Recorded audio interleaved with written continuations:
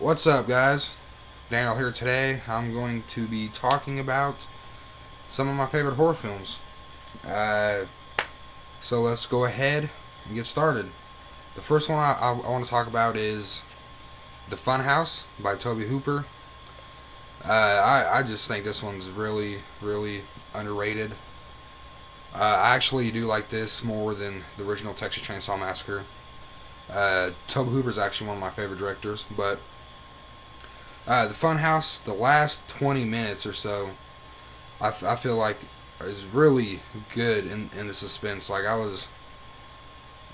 every time I watch it, I'm just on my seat, I'm just like, ah.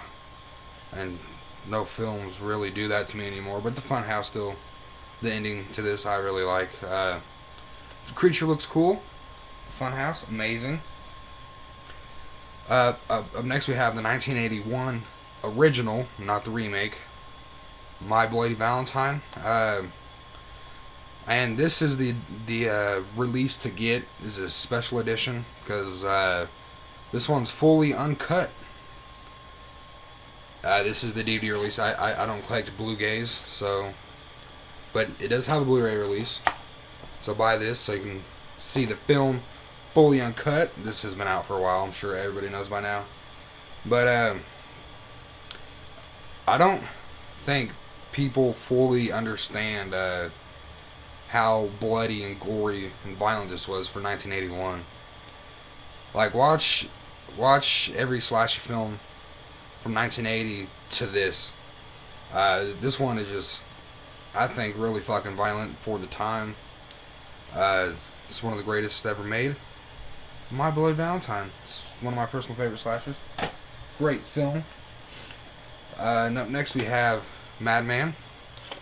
This is the Anchor Bay VHS, and I have the Anchor Bay DVD release of it. But this film is just outstanding. One thing I really like about this movie is it's all night shots, and in some scenes they use a blue light, so it has that blue tint in some of the scenes, which I love. But Madman, one of my favorite scenes in this whole film is when the girl tries to hide in the refrigerator. Yeah, that is one place you don't want to try to hide when you run away from a madman, is in the refrigerator. But great film. I love it. The next one, The Hitcher. I also have the HBO slipcase version of this. This is one of the HBO Canon's snapper cases, clamshells, or whatever the fuck you want to call them. But The Hitcher is definitely, in my opinion, one of the greatest thrillers ever made. This stars Rutger Hauer, which we know from the wonderful Hobo to Shotgun. But yeah, The Hitcher is just really suspenseful. It's just one of those films that will still crawl under your skin no matter how many times you watch it. It's just like, but it's really great. I'm sure you guys have seen it. It does have a DVD release, so you guys don't have no excuse for not seeing that film. Then up next we have The Burning. This is just amazing. Not much to say about this, but Cropsey rules. It's just one of those great summer camp slashers. Great special effects by Tom Savini. He's my favorite special effects person.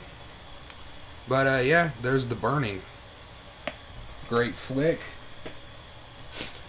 Then we have, up next isn't really a horror film, but I just wanted to talk about it because it's one of my personal favorite films, and that's Savage Streets.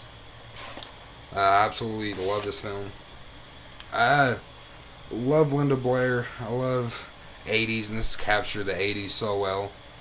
And it's always nice to see somebody get revenge, especially a woman.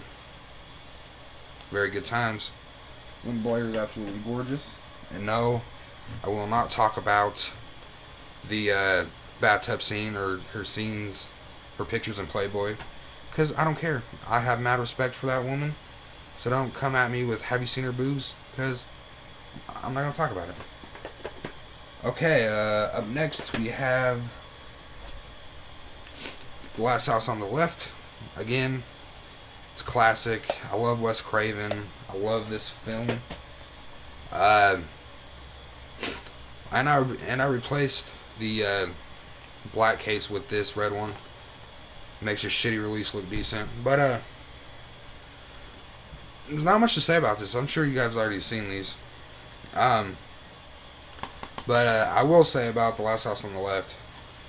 This is up there with I Spy Under the Grave and just dirtiness and nastiness. But this one didn't have that much didn't get talked about that much. Like, people watching was like, okay, and then they watch I Spy Under the Grave and they're like, no, But it's up there, you know, it's still just as bad.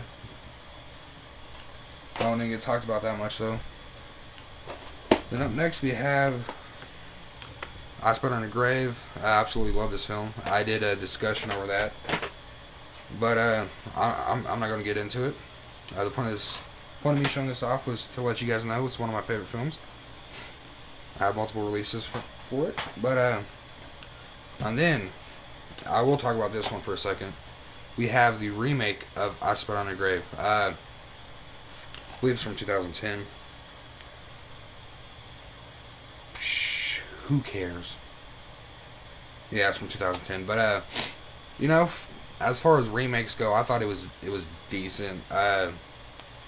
It's not as good as the original. It's not as effective as the original. And they actually added a new character in this one. But, you know, just all in all, it's a decent remake.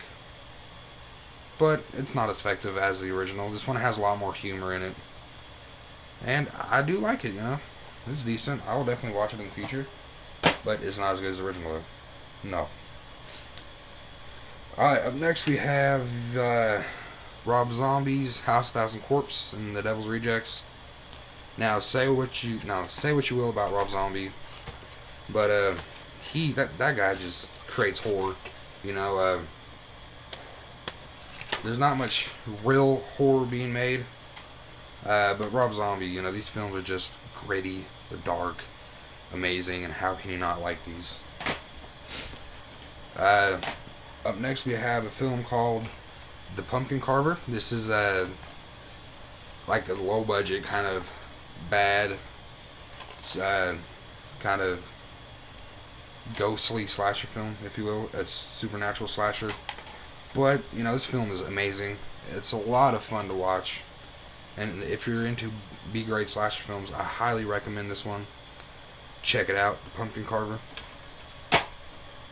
What else I want to talk about? Let's talk about this one. 30 Days of Night. Now, I'm not huge into vampires for one reason. Because they don't make vampires how I like to see vampires. I don't like the seductive kind of, or sparkly vampires. Don't like those either. When I think of vampires, I think of 30 Days of Night. You know, just whole row of teeth, just vicious. They're not trying to seduce you. They're just there to kill you. They're vicious creatures, and that's why I love 30 Days of Night. Just how I like to see vampires. And another vampire movie I really love is obviously The Lost Boys and My Best Friend's a Vampire. But other than that, I don't give a fuck about vampires. I guess that'll do it for this part 1. I will be uploading multiple parts of this. This isn't a list, ain't reviews. Just talking about films I like. So, hope you guys enjoyed the video. Thank you for watching. Stay classy and have a nice day.